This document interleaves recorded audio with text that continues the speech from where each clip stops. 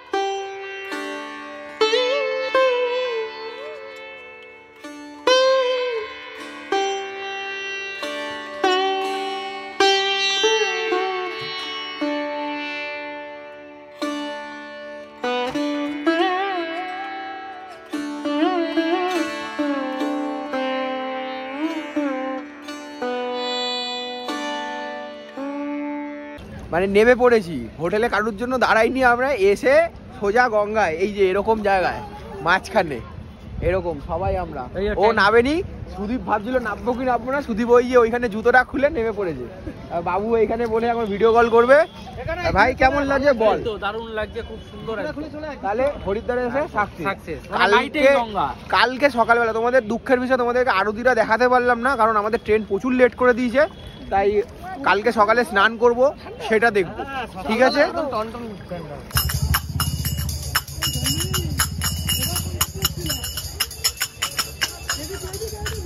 কোন দিকে?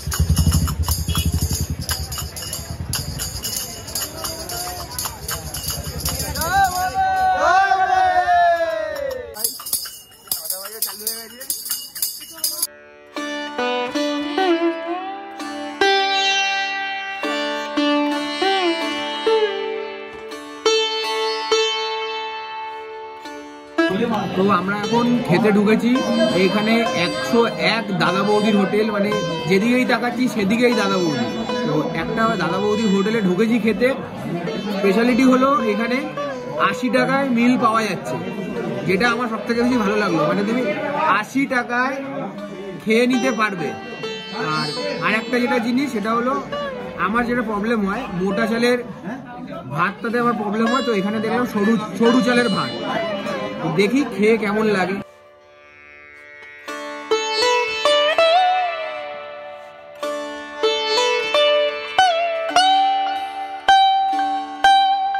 দাদা বৌদি স্পেশাল ঘিটা তুলতে পারিনি, কারণ এত খিদে লেগেছিল যে রানিংয়ে মাখিয়ে খেতে শুরু করে দিয়েছি। এখানে ডাল দিয়ে গেছে আর একটা তরকারি দিয়ে যাবে একটু পরে। খাওয়া দাওয়া করে রুমে চলে এসেছি। খাবারটা সত্যি খুব ভালো ছিল, খাবার নিয়ে কোনো কথা হবে না। দেখা হচ্ছে কালকে সকালে গঙ্গা স্নানে। এখন ফুল রেস্ট।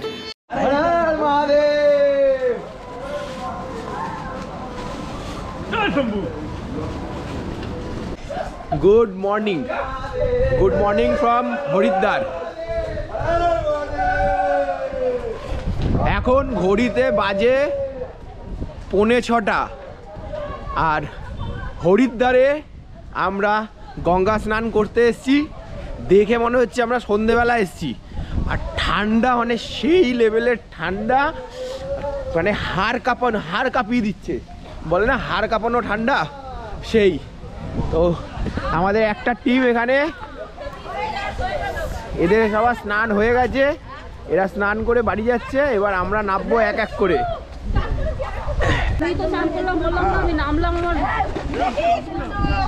চেন ধরে নে।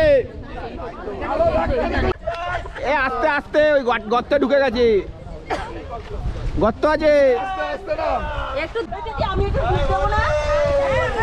জয় বলে ডুব দে। তিনটে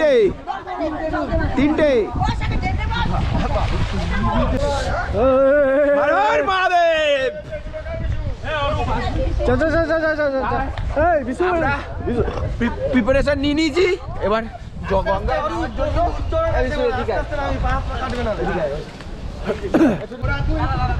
তিনটে ডুব, তিনটে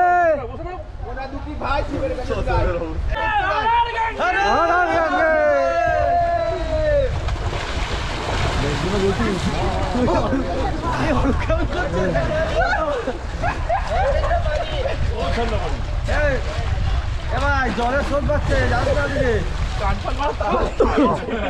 আরেকটা আরেকটা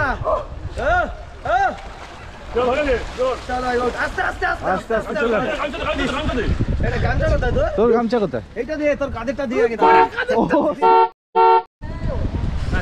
কেমন লাগছে চান করে? কথা নেই মুখে। স্নানটা করলাম, করার পরে ঠান্ডাটাই গায়েব হয়ে গেছে। এই যে এরকম করে সবাই দাঁড়িয়ে এখন চা খাচ্ছি, কিন্তু ভুলবশত একটা ভুল করে ফেলেছে আমাদের বাবু ভাই ঠান্ডার ভয়ে ও ভেবেছিল গামছাটা পরে স্নানটা করবে আর হাফ প্যান্টটা পরে বাড়ি যাবে। ও উল্টো হয়ে গেছে, ও হাফ প্যান্টটা পরে স্নান করে নিয়ে যায়, গামছা পরে বাড়ি যাচ্ছে। 6টা বাজে, প্রায় 6:30 বাজতে যায়, এখনো আকাশে আলো ফোটেনি।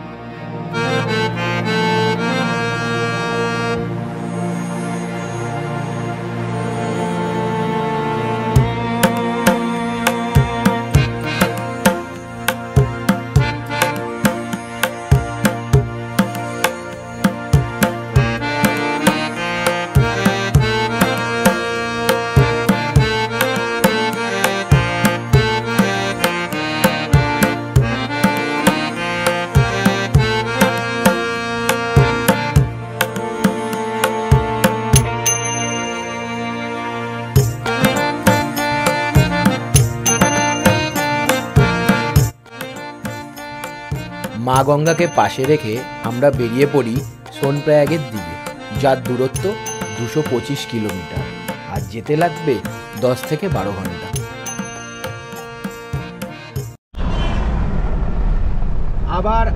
আবার গুড মর্নিং। আমরা বেরিয়ে পড়েছি, আজকে পুরো সারাটা দিন গাড়ির মধ্যেই থাকবো আর প্রচুর সাইট সিন আছে, তো তোমাদেরকে দেখাবো সাথে করে কি কি আছে না আছে। আর এখানে আমাদের গাড়িতে আছে, আমরা আছি 6 জন, পেছনে 2 জন, মিডিলে 3 জন আর সামনে আমি। তো সামনের সিটটা অল্টারনেট হবে, কিন্তু পেছনে যারা আছে তাদের সাথে কোনো অ্যাডজাস্টমেন্ট হবে না, ঠিক আছে? পেছনে যারা আছে তারা একটু বেশি বকছে, কারণ একজন কানাইয়ের কোনো দোষ নেই, সেই বকাতে কানাই ফেসে গেছে মাঝখানে। এই দাদা আমাদের সাথে এখন থাকবে 2 দিন। আগে ব্রেকফাস্ট করব, বিশাল খিদে পেয়েছে, সকালবেলা একটু খালি চা খেয়েছি, আর এবার ব্রেকফাস্ট করব, কারণ এখন প্রায় 8:30 বেজে গেছে। ব্রেকফাস্ট করে দেন রওনা দেবো, একটা ভালো জায়গা দেখে আমরা দাঁড়াবো ব্রেকফাস্ট করতে।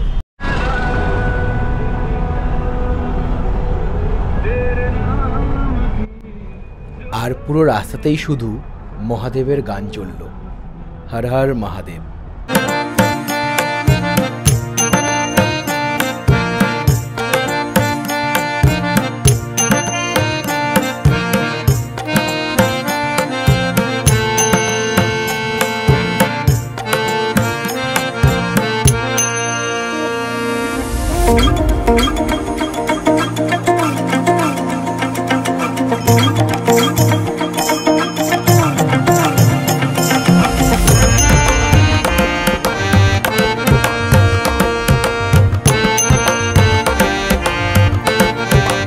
ব্রেকফাস্ট করে বেরোনোর কিছুক্ষণের মধ্যেই আমরা পৌঁছে যাই দেবপ্রয়াগে, সঙ্গমস্থল দেখতে, ভাগীরথী আর অলকনন্দা। ওই ঘোলা জলটা দেখা যাচ্ছে ওটা হলো অলকনন্দা, আর এই নীল জলটা এটা হলো ভাগীরথী। ভাগীরথীর উৎপত্তি গঙ্গোত্রী থেকে আর অলকনন্দার উৎপত্তি বদ্রীনাথ থেকে। এই 2 নদীর সঙ্গমের ফলে এখান থেকেই উৎপত্তি হয় মা গঙ্গার।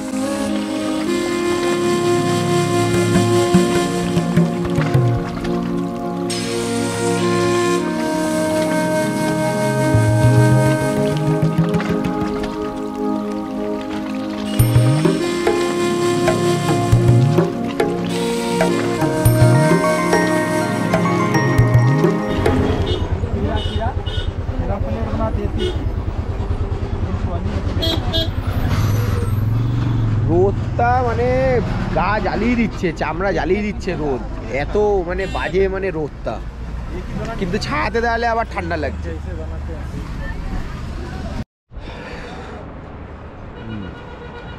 তো আমরা এসে গেছি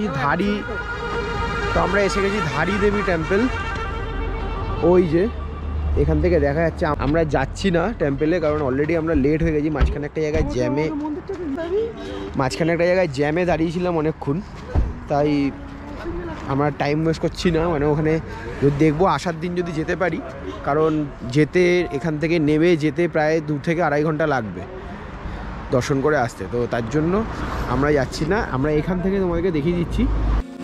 এই মন্দিরটার স্টোরি হলো 2013 সালে কেদারনাথে যখন বান এসেছিল, তা নাকি এই মন্দিরের জন্য। রাস্তা বড় করবার জন্য যখন সরকার মূল মন্দিরটাকে সরাতে চায়, তখনই নাকি সেই বিপর্যয় আসে। তাই রাস্তা বড় হয়েছে ঠিকই, কিন্তু মূল মন্দিরটাকে অক্ষত রেখে।